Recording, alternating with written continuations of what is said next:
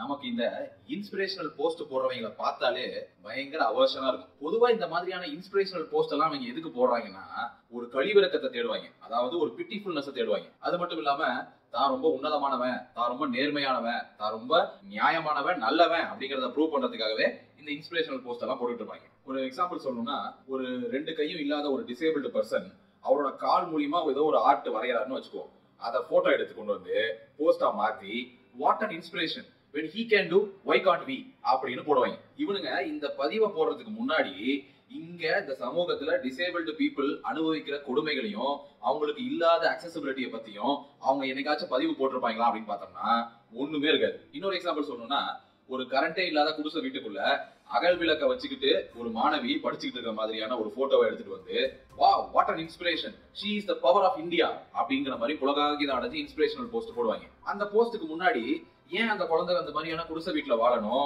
ஏன் இங்க economical disparity இவ்வளவு கொடூரமா இருக்கு, ஏன் இங்க காஸ்ட் லேடரும் எக்கனாமிக்கல் லேடரும் ஒரே மாதிரி இருக்கு, இந்த குடிசையில வாழ்ற குழந்தையும் ஒரு அப்பர் காஸ்ட் அப்பர் கிளாஸ்ல பிறக்கிற ஒரு குழந்தையும் ஒரே மாதிரி போட்டித் தேர்வுகளை எப்படி எதிர்கொள்வாங்க, இந்த மாதிரியான ஏதாச்சும் கேள்விகளை கேட்டு பதிவு போட்டிருக்காங்களான்னு பார்த்தோம்னா ஒண்ணுமே இருக்கு. சோ அதனாலதான் நான் எப்பொழுதுமே சொல்வேன், இந்த மாதிரி இன்ஸ்பிரேஷனல் போஸ்ட் தூக்கிட்டு வரவங்கள முக்காவாசி பேரு ஜஸ்ட் ஹிப்போக்ரைட்ஸ்.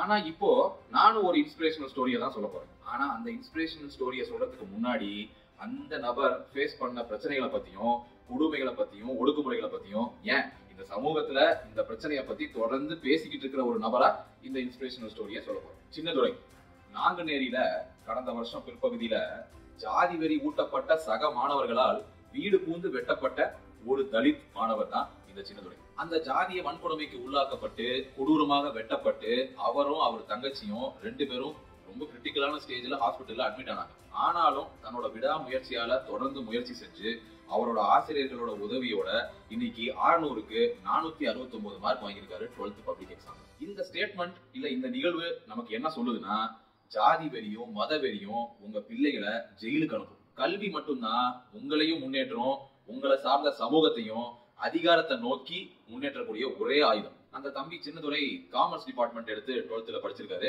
அவருக்கு சிஏ ஆகணும், ஒரு ஆடிட்டர் ஆகணுங்கிறது தான் எய்ம். சின்னதுரை நீங்க கண்டிப்பா ஒரு பெரிய ஆளா வருவீங்க. ஒரு பெரிய ஒரு நேர்மையான ஒரு நல்ல ஒரு சோசியல் ஜஸ்டிஸ் எக்கனாமிக் ஜஸ்டிஸ் எல்லாம் புரிஞ்சுக்கக்கூடிய ஒரு ஆடிட்டரா வருவீங்க. அவரோட மேற்படிப்பு முழுவதையும் தமிழ்நாடு பள்ளி கல்வித்துறை பொறுப்பெடுத்துக்கிறதான நியூஸை கேள்விப்பட்டேன்.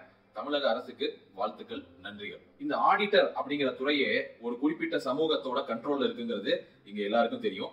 அதனாலதான் பல பெருமுதலாளிகள் பல கோடி பல லட்சம் கோடி ஊழல் பண்றதும் திருடுறதும் ரொம்ப சுலபமா நடந்துட்டு இருக்கு. அந்த நெக்ஸஸை உடைக்கணும். அதுக்கு எல்லா சோசியல் ஸ்ட்ராட்டால இருந்து வரக்கூடிய மக்களும் இந்த துறைக்குள்ள ஈக்குவலான ரெப்ரசன்டேஷனை அடையணும். அதுக்கு சின்னதுரை மாதிரியான ஆட்கள் நீங்க தான் ஒரு தொடக்கமா இருக்கும். Hats off Chinnadurai.